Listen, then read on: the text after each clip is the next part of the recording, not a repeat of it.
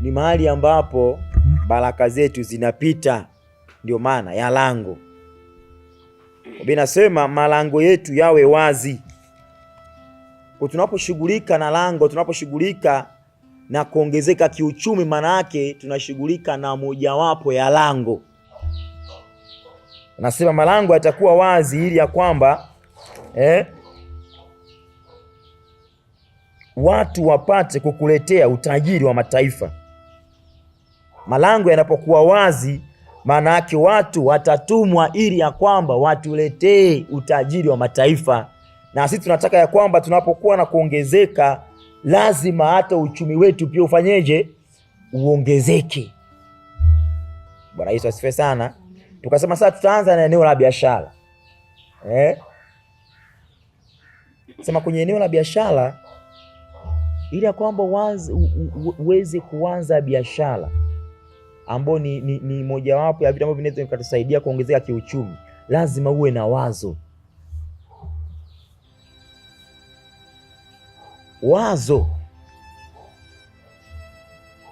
Wazo ndilo ambalo linaweza likakufanya ukapata ni aina gani ya biashara.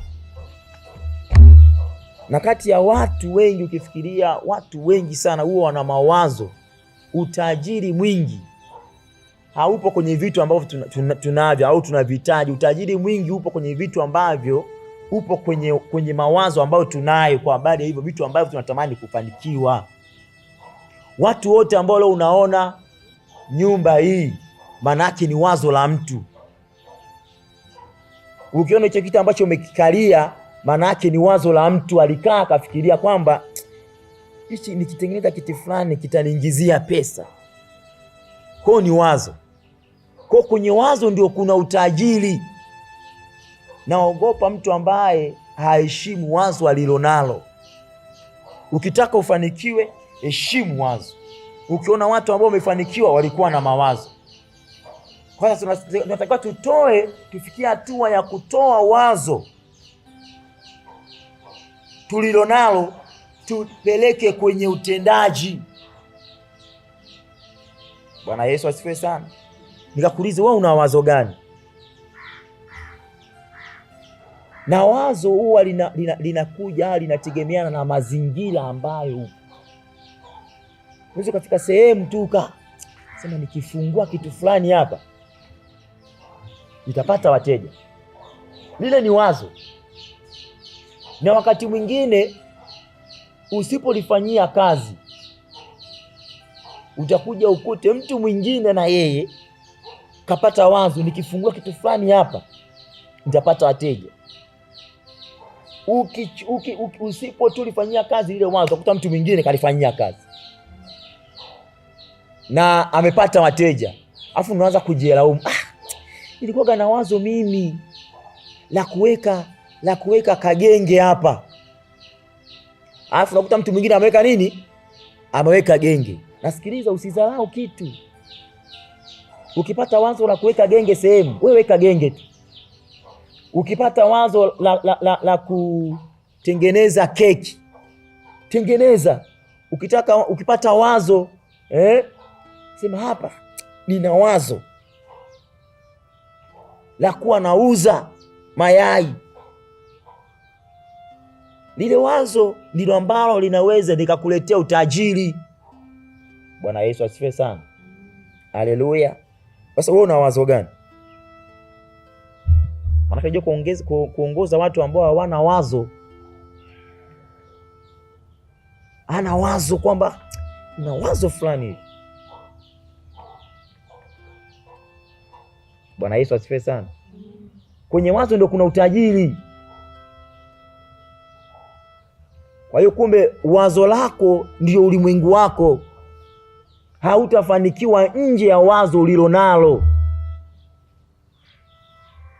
Hautafanikiwa nje ya wazo ambalo unalo. Na ndio maana kitabu cha Isaya hicho ile sura ya 55, nikusomea hapa kitu kimoja. Anasema hivi, ni 55 ule mstari wa 8, anasema hivi: maana mawazo yangu si mawazo yenu, wala njia zenu si njia zangu, asema Bwana. Angalia, mawazo yangu si mawazo yenu. Kakaa kwenye wazo. Manake pia kuna wazo ambalo Mungu anakuwazia. Kama Mungu anakuwazia wewe ufanikiwe, wewe unajiwazia nini? Na wewe una wazo gani kwa habari ya uchumi? Hawezi ukafanikiwa nje ya wazo ulilonalo. Wazo ndilo ambalo litatengeneza fursa. Wazo ndilo ambalo litakufanya upambane, ufikie kwenye viwango vya uchumi mwingine. Wazo. Bwana Yesu asifiwe. Ukiona majumba ni wazo. Ukiona magari ni wazo. Ukiona simu ni wazo. Yaani, kwa hiyo wewe hapo unaishi kwa wazo la watu. Sasa tunatakiwa tubadilike, watu wengine waanze kuishi, kutembea kwenye majibu ya mawazo yetu. Bwana Yesu asifiwe sana. Watu wapate vitu kwenye mawazo ya vitu vyetu, kwenye mawazo ya vitu ambavyo tunatamani. Mtu akipita sehemu fulani amenunua kitumbua, ni wazo lako kwamba nikianza kuuza vitumbua hapa, nikaviweka sehemu fulani. Unajua, wakati mwingine Mungu anakupa wazo, wakati mwingine wazo linakuja kulingana na mazingira, na usipolifanyia kazi ndio limeondoka hivi. Bwana Yesu asifiwe sana. Sijajua una wazo gani. Sasa nikuonyeshe tu sifa chache afu tumalize, ili tuendelee mambo mengine, ili ya kwamba uweze kusimamia wazo lako. Kama ni wazo la biashara, ili uweze kusimamia, kitu cha kwanza tunaita uwe risk taker. Risk taker ni nani? Au ni nini? Ambia uwe risk taker.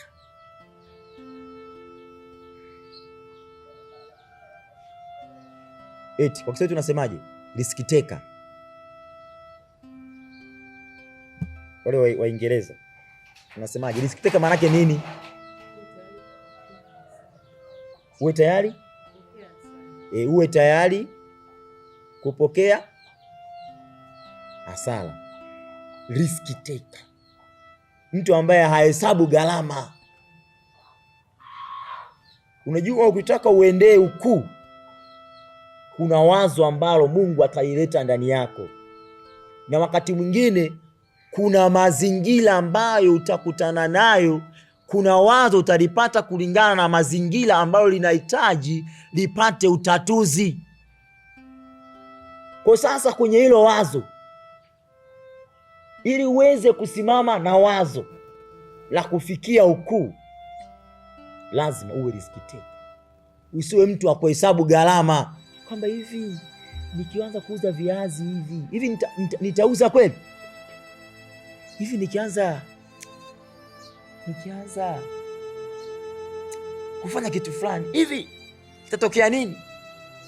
Ukianza kupiga mahesabu mengi, ushaferi kabla ya kuferi. Bwana Yesu asifiwe sana.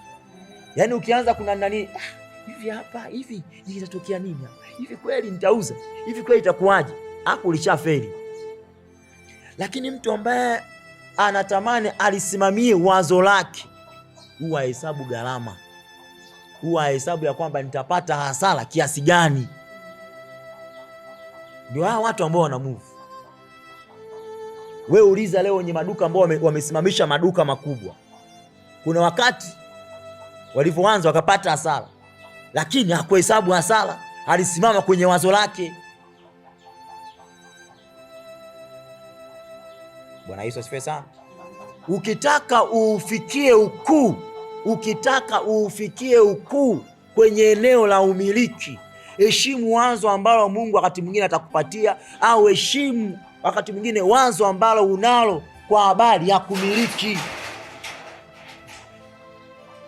Na uwe risk taker. Amua kufanya, usihesabu gharama. Unajua risk taker manake yeye anaamua kufanya lolote na lifanyike lisifanyike. Yeye ndiye anaamua. Iwe na isiwe, mimi nafanya. Risk taker. Mtu ambaye hahesabu gharama. Yaani kuna mtu leo tukipata kawazo kuna anaanza hivi eneo lile kweli nikiweka nyanya ndapata wateja. Kwanza mama yule ananuaga nani kule. Unajua kwenye kila kitu kuanza inakuwaga kazi. Bwana Yesu asifiwe sana. Yaani kuanza jambo, kwenye kuanza jambo lolote ndio kazi. Kwa nini? Mariskiteka ni wachache. Watu ambao hawahesabu losi ni wachache. Kuanzisha jambo huwa ni gumu kuliko kupewa kitu ukiendeleze. Bwana Yesu asifiwe sana. Yaani kuanzisha kitu hivi, kitu kipya, haujui kitakaaje, haujui kitaendaje, haujui kitakuaje huko. Usipokuwa risk taker, ukiwa mtu wa kuhesabu gharama tu jamani, kuhesabu hasara tu,